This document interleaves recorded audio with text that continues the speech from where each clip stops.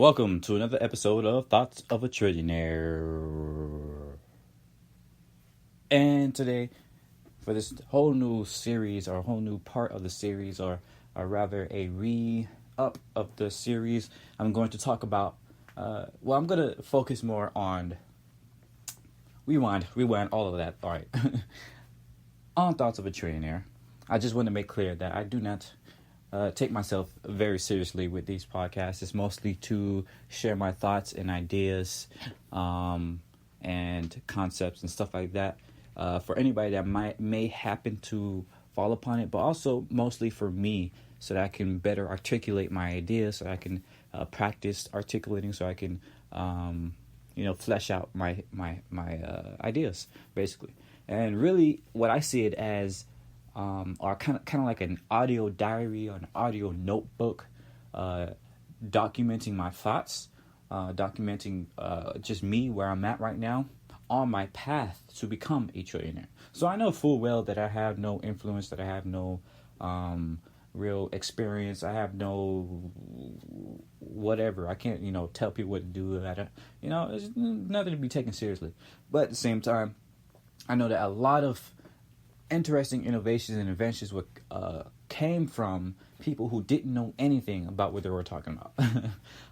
It's not like that people were just like ignorant. It's rather that they were at a more amateurish level, and they had the naivete to still have their imagination. A lot of problem with experts is that they no longer have much imagination. They think they know everything about the field, but of course we will never know everything about anything. But nevertheless, a lot of experts have this feeling that they know all about, what they're doing, their subject, because they've spent 10, 20, 40, 60 years in this thing, and they know what they're talking about. But in doing so, they often forget that imagination is more important than intelligence. And that was Albert Einstein himself that said that. And you can pretty much see this through his work. Early on in his work, he had a lot of constant breakthroughs, especially around the 20 to 30 age, but a little bit more than that as well. And much of that was because he kind of just wondered what would happen if this happened. What would happen if this was true? He looked at these different patents when he was working at the patent office. He was looking at these different patents, was wondering, so somebody's doing this, so maybe they found this, that, and the other. So he's just wondering things, just imagining. Once he got older, he tended to he made some big mistakes when he was younger. When he was older, and he kind of like tried too hard to get certain concepts going. I think one of them was gravity. He had a big problem with gravity. Micro gravity versus macro. Trying to connect the two and all this. It's been a while since I've looked into it.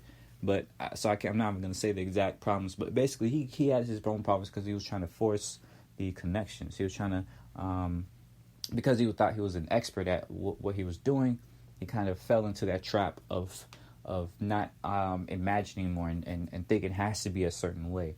But nature, even he himself says it a lot. Nature will confound you. Maybe not in that exact same wording, but a lot of these people will tell you that nature, that reality always confounds you, always comes up with something crazy and different, and you would have never thought that it was the truth.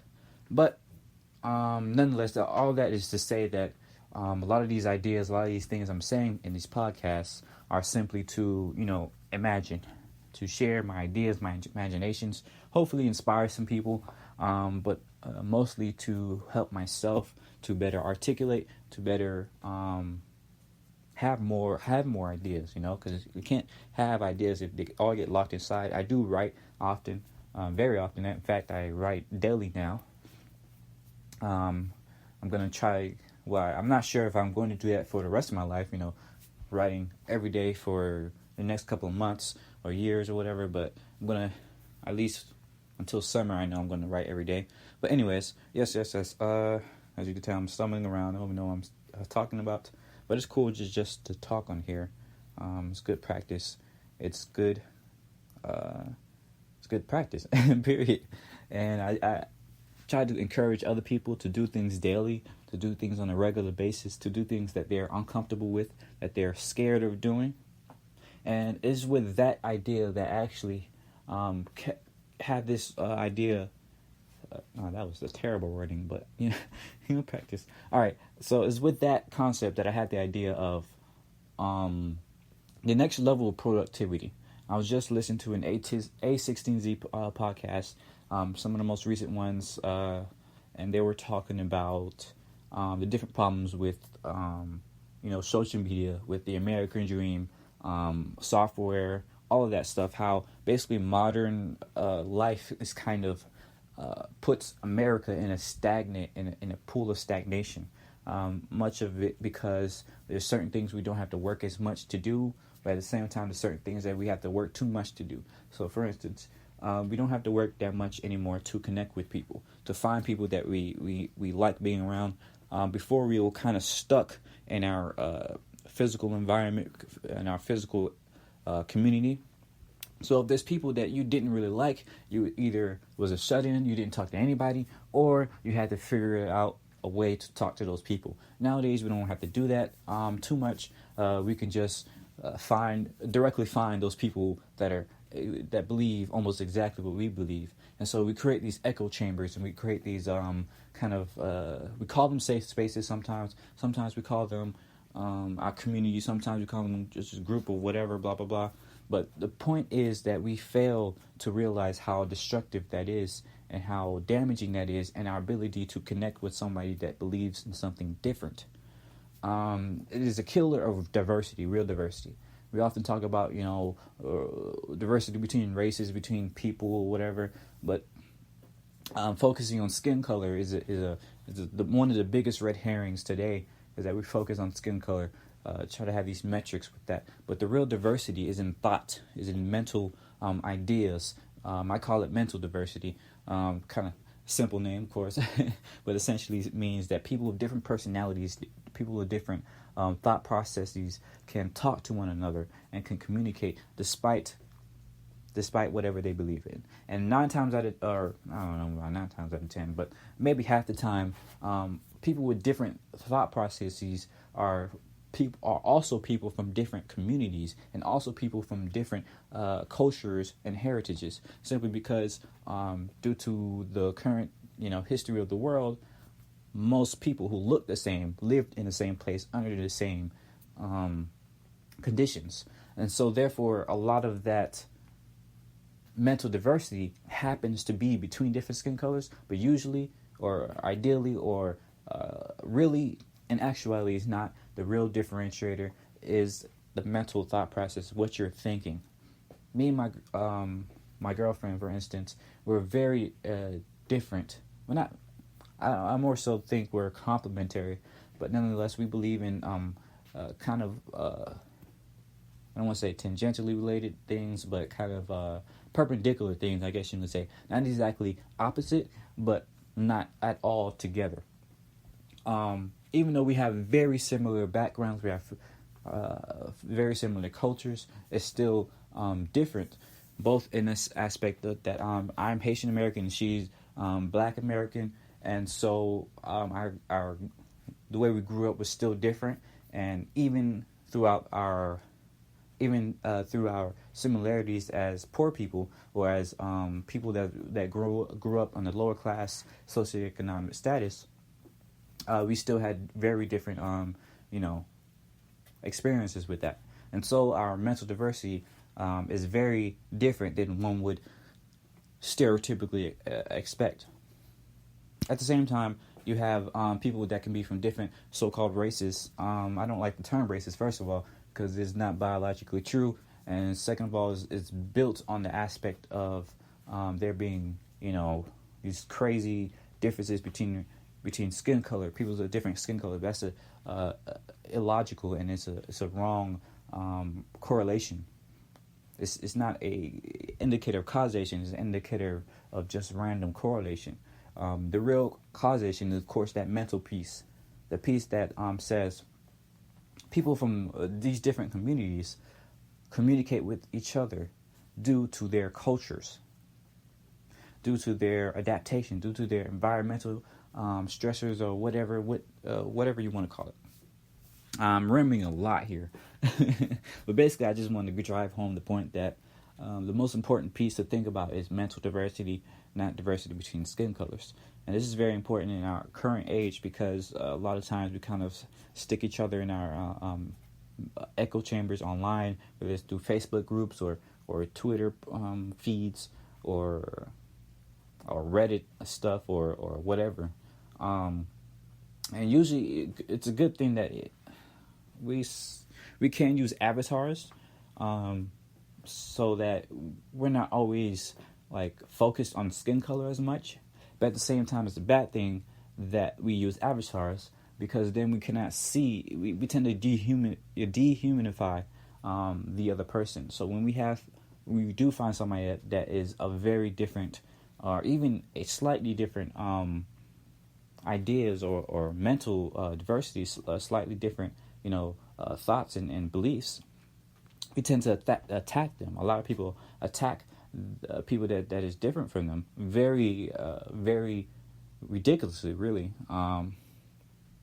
It's not even a thing. It's like violence online. It's like it's basically a thing of violence, we call somebody stupid and blah blah blah. It's like you can't even imagine just looking at random YouTube comments or Facebook comments or whatever comments. You would usually find some truly imaginative ways to curse somebody out, or just ways to disagree with somebody. And that's sad because most of that is due to the fact that we're not right in front of that person. Most of us would never say anything we do people say online if we were in each other's face, if we were literally standing next to each other talking to each other, because at that point then you're actually going to fight. Which is a good and bad thing, because now we have less wars than ever before. And much of that is because of the internet and because of the communication, but also because of the mass amounts of mass destruction we have with our technology.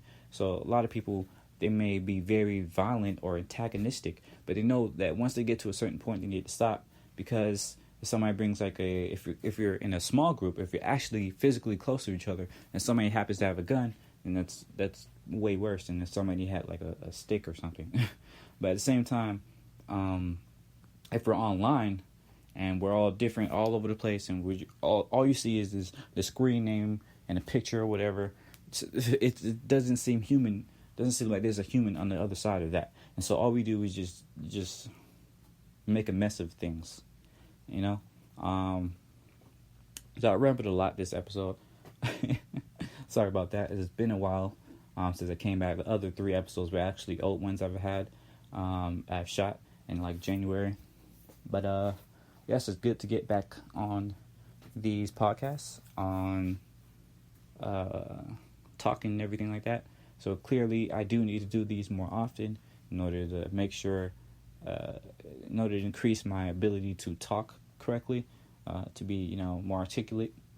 I do tend to have a bunch of thoughts running around in my head all at once.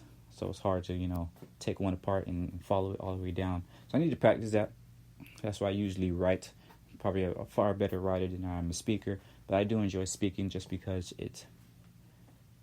I'm not even quite sure. I had to look into that. I just enjoy speaking sometimes, because I rarely ever speak my thoughts. I guess that's why I rarely ever speak my thoughts. If I wasn't, next to anybody, if I wasn't, I don't know, in a place with my family, anything like that, I could probably spend a whole day, whole week really, without ever opening my mouth or saying a word, just because all the thoughts in my head are so visual and so kind of loud. And I can usually get a good amount of them out by just writing them. But anyways, yes, thank you for listening to this very terrible episode, very rambling, but things would get better, and that's why I like.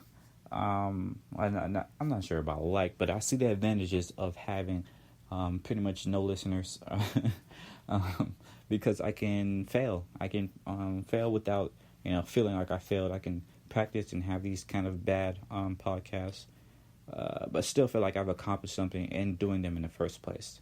So yes, thank you. Bye bye.